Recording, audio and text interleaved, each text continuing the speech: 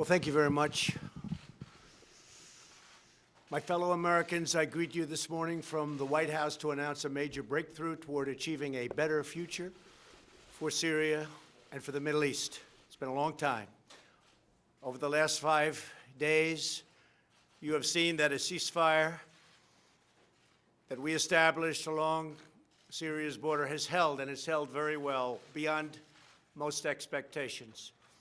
Early this morning, the government of Turkey informed my administration that they would be stopping combat and their offensive in Syria and making the ceasefire permanent, and it will indeed be permanent.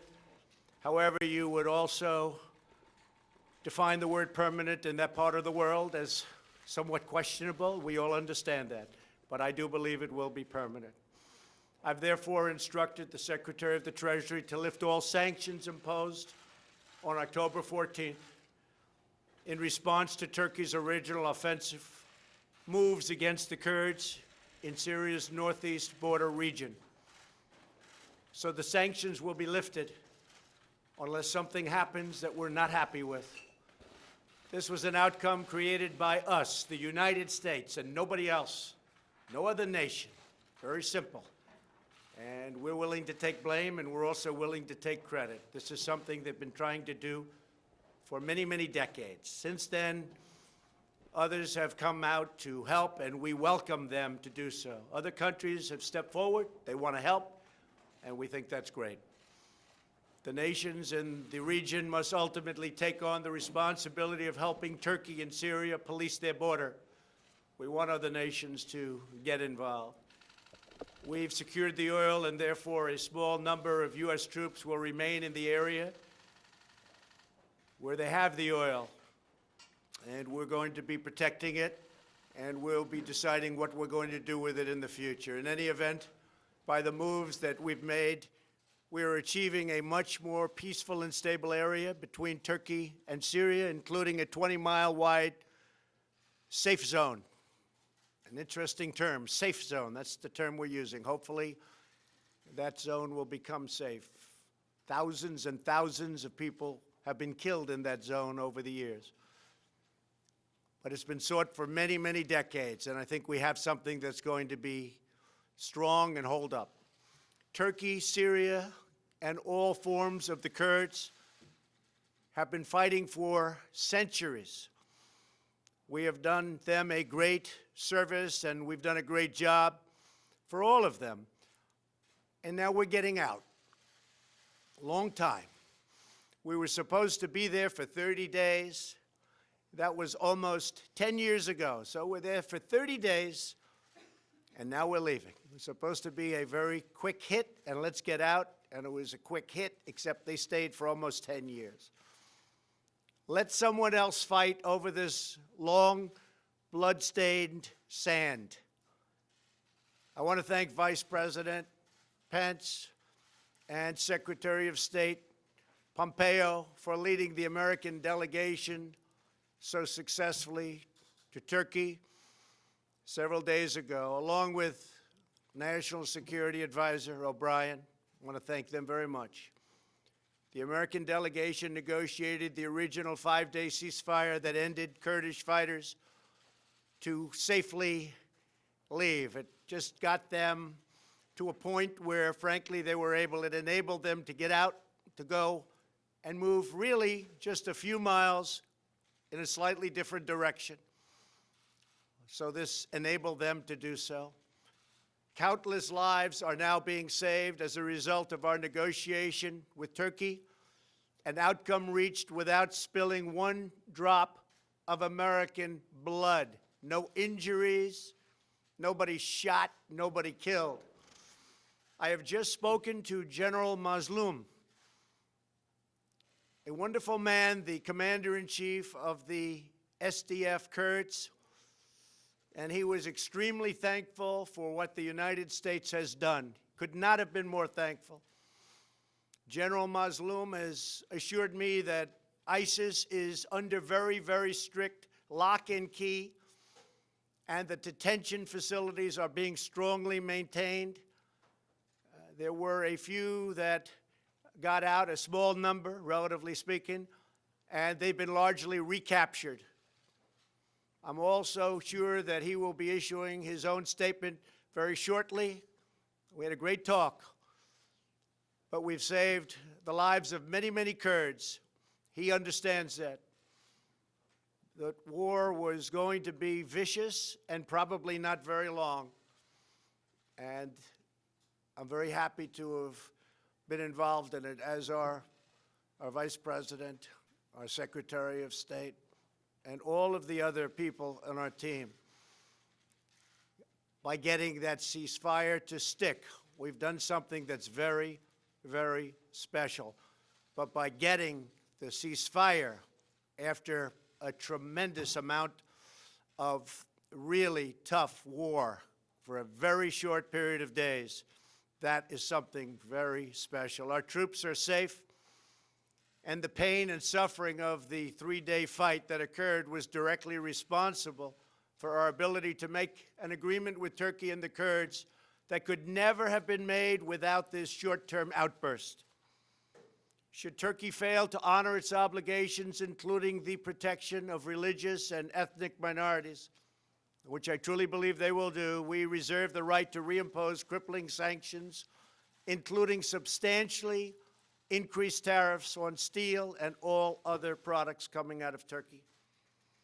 We are now an economic powerhouse like never before, and very importantly, like no other.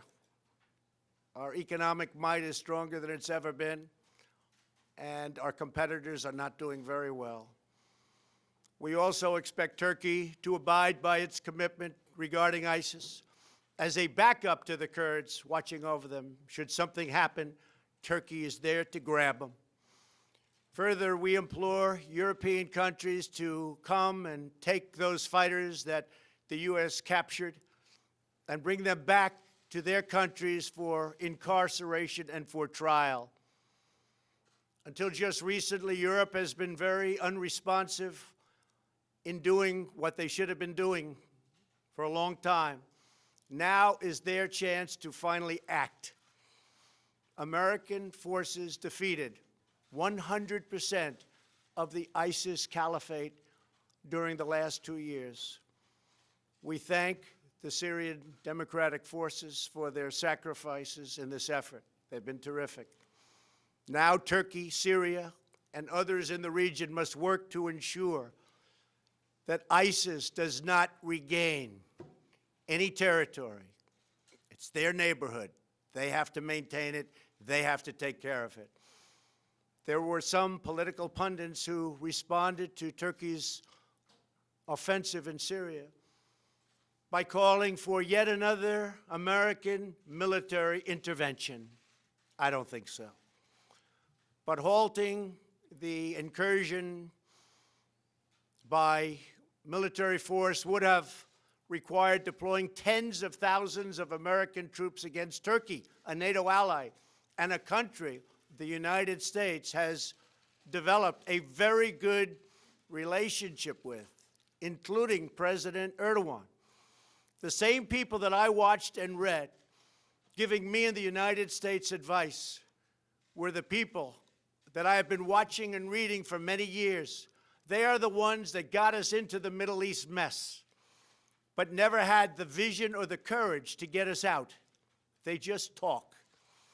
How many Americans must die in the Middle East in the midst of these ancient sectarian and tribal conflicts? After all of the precious blood and treasure America has poured into the deserts of the Middle East, I am committed to pursuing a different course, one that leads to victory for America. Through much work, we have done things that everybody said couldn't be done. Today's announcement validates our course of action with Turkey that only a couple of weeks ago was scorned. And now people are saying, wow, what a great outcome. Congratulations. It's too early to me to be congratulated, but we've done a good job. We've saved a lot of lives. Most importantly, we have avoided another costly military intervention that could have led to disastrous, far-reaching consequences. Many thousands of people could have been killed. The last administration said Assad must go. They could have easily produced that outcome, but they didn't. In fact, they drew a very powerful red line in the sand. You all remember the red line in the sand when children were gassed and killed, but then did not honor their commitment as other children died in the same horrible manner. But I did honor my commitments with 58 Tomahawks. 8 long years after President Obama's ill-fated push at regime change, U.S. troops are still on the ground in Syria. More than 500,000 people are dead, hundreds of thousands are terribly injured, and millions more Syrians are displaced. It really is a nightmare of misery. Across the Middle East, we have seen anguish on a colossal scale. We have spent $8 trillion on wars in the Middle East, never really wanting to win those wars. But after all that money was spent and all those lives lost, the young men and women gravely wounded so many, the Middle East is less safe, less stable, and less secure than before these conflicts began. The same people pushing for these wars are often the ones demanding America open its doors to unlimited migration from war-torn regions, importing the terrorism and the threat of terrorism right to our own shores. But not anymore. My administration understands that immigration security is national security. As a candidate for president, I made clear that we needed a new approach to American foreign policy, one guided not by ideology, but by experience, history, and a realistic understanding of the world.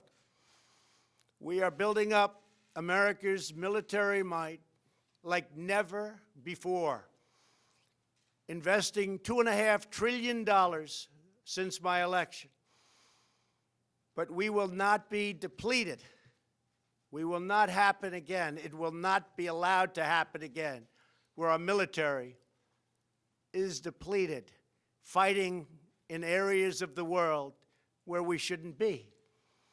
When we commit American troops to battle, we must do so only when a vital national interest is at stake. And when we have a clear, objective, a plan for victory and a path out of conflict, that's what we have to have. We need a plan of victory. We will only win. Our whole basis has to be the right plan, and then we will only win. Nobody can beat us. Nobody can beat us. I want to again thank everyone on the American team who helped achieve the ceasefire in Syria, saved so many lives, along with President Erdogan of Turkey, a man I've gotten to know very well, and a man who loves his country. And in his mind, he's doing the right thing for his country. And we may be meeting in the very near future. I also want to thank General Mazloum for his understanding and for his great strength and for his incredible words today to me, but me just as a representative of the United States, because he knows that we saved tens of thousands of Kurds. And we're not talking in the long term, we're talking in the short term. We're talking something that was going on immediately and something, frankly, that was planned for a long time. The job of our military is not to police the world. Other nations must step up and do their fair share. That hasn't taken place. Today's breakthrough is a critical step in that direction. Thank you all very much, and God bless America. Thank you. Mr. President, you said that the ISIS fighters who escaped have been recaptured, but today your top envoy said that's not true, that they don't know where they are. Do you have a comment?